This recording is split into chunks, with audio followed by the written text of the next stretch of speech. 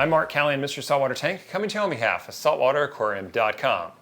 If you're like most reefers, you obsess about your tank, and that's being kind. You spend a lot of time planning the build, picking the tank, choosing the place in your house, adding on to your house, rearranging your life to accept the tank. And then once the tank is set up, you gotta pick the fish, quarantine the fish, pick the coral, place the coral in just the right place, cord wrangle, make the tank look great.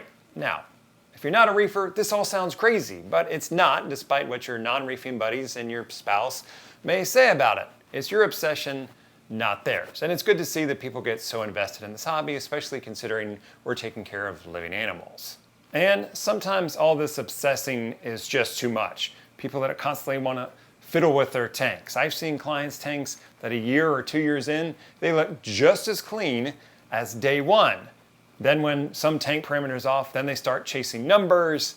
Everything is an emergency. And that usually means that they start touching the tank and becomes the if I touch it, therefore it's better syndrome. These are the tanks that always struggle. So what would happen if we go completely the opposite direction? What some reefers would call neglect or even bad reef keeping in their eyes.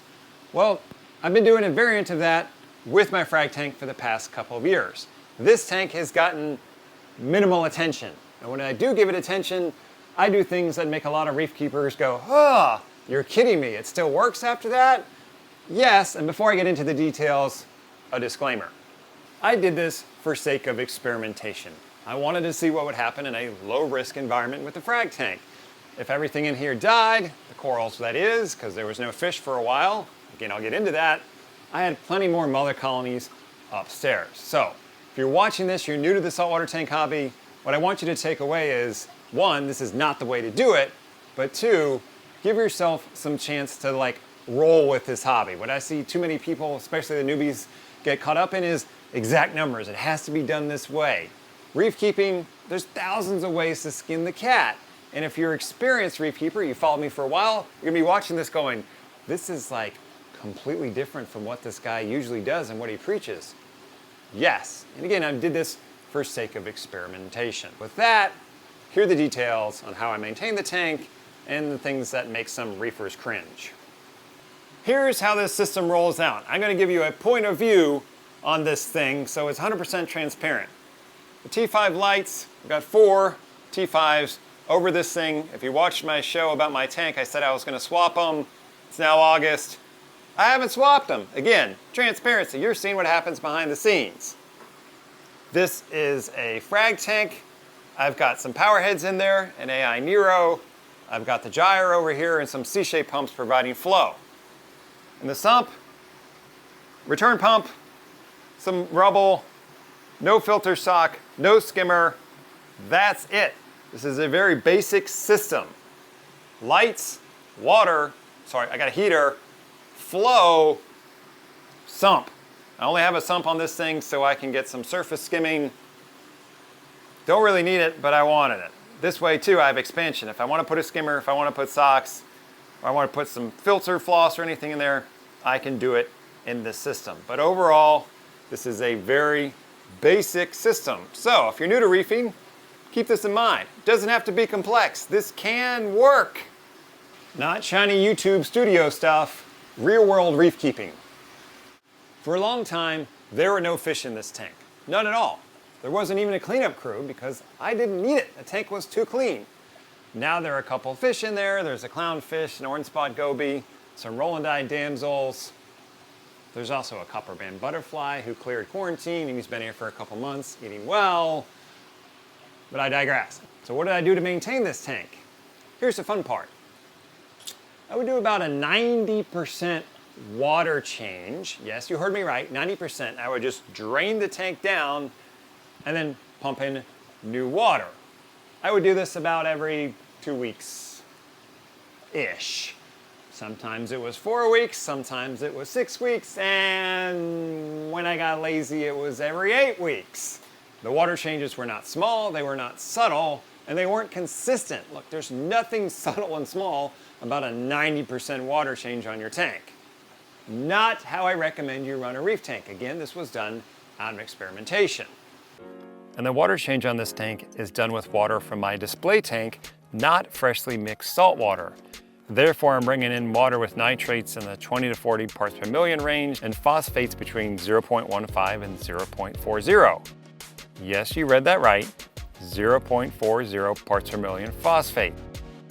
Yet my display tank looks great. If you're a reefer who chases numbers, I'm sorry for making your head explode.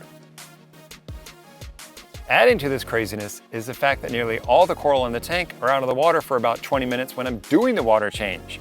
Even these torches. I leave the frag racks where they are and the corals get exposed to air. So what happened with the tank? The corals actually did okay. Not great, they weren't growing like gangbusters, which to be expected, but the losses that I experienced in here were 95% of the time due to corals falling over, touching one another and stinging each other. Now I noticed when I did do a water change, the corals perked up. Polyps came out, they looked happier, growth picked up as well. Now that's not surprising to you, I hope, but it's noteworthy. So about a year ago, I said, I want to know what's really going on in this tank. Chemical-wise, I'm going to start testing it. So I started manually testing the alkalinity on this tank about once a week. What did I discover? Well, as I suspected, the alkalinity got very low. In fact, it got as low as 5.2 for weeks on end. Now, some of you are going, 5.2, there's no way that will work. Well, actually, it did work. The corals didn't die. They weren't growing fast, but they were growing. So I think part of the reason that the corals were able to be happy down at this 5.2 level is that the drop happened very, very slowly. Slowly came down after I did a water change, and then it tended to bottom out. Again, I don't recommend you do it this way, but it did work. And of course, when I did a water change, the alkalinity shot back up again, not subtle at all. The corals looked happy. And then I got lazy again and I said, I've got a Neptune Trident laying around here. Let's hook that thing up and let it automatically test the water parameters for me. So that's what I did. Now I automatically get alkalinity, calcium, and magnesium levels on the frag tank. Work smarter, not harder, right? The Trident then let me see the alkalinity level drop, and of course the calcium and magnesium drop with it as well.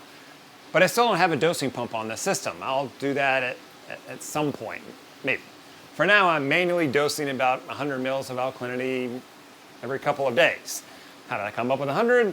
I just guessed. Again, this is an experiment, not recommending you do it this way, but I wanted to show you what happens on this tank. Automatic testing, I can see the levels, I can see them drop. Now I know when to dose things, but it's not exact dosing, and it happens every other-ish couple of days. Sometimes that alkalinity will still drop into the 6.5s. The tank still continues to do okay. All right, so what are the takeaways at this point? First, you can likely get away with doing a lot less to your tank and things will be fine. Let's qualify this though. If you have a SPS dominant tank, larger colonies, things are growing like gangbusters, the time between today and doomsday, if you do nothing in between, is much shorter than if you have a softy tank. Like softy tanks, you can check out for 6 months and it's likely gonna be fine. And if you're a fish only tank, we're not even going there. You guys are golden. You gotta keep this in mind, qualify this, put it in context. What is your tank like? The more corals, the bigger they are, the faster they're growing, the less time you have to do nothing and then have an issue. Forget it. Second, all that chasing ideal reef perimeter stuff, let it go if you haven't yet.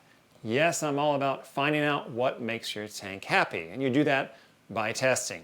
But then if you get there and then you drift above it or below it, don't freak out. Things will be okay. Your tank's not gonna fall apart overnight. Don't think, all of a sudden I gotta get back to my ideal, or this is where my tank is. If I'm out here, oh no, what do I do? Breathe. Third, there's lots of ways to run a reef tank. In fact, it's probably infinite. So if you're thinking, yeah, I'd like to have a saltwater tank, but I've got to spend hours a week on it, or geez, I like my tank to look better, but it's going to take a lot more effort to get there, the answer is very likely not. Now, I'm not saying wing it. I'm not saying neglect it. What I am showing you is that there's a lot of breathing room, and you don't have to change things quickly. And there's lots of ways to skin the cat. What works for me may not work for you. Just don't run around, drive yourself crazy thinking you have to hit these numbers or you have to do it exactly this way.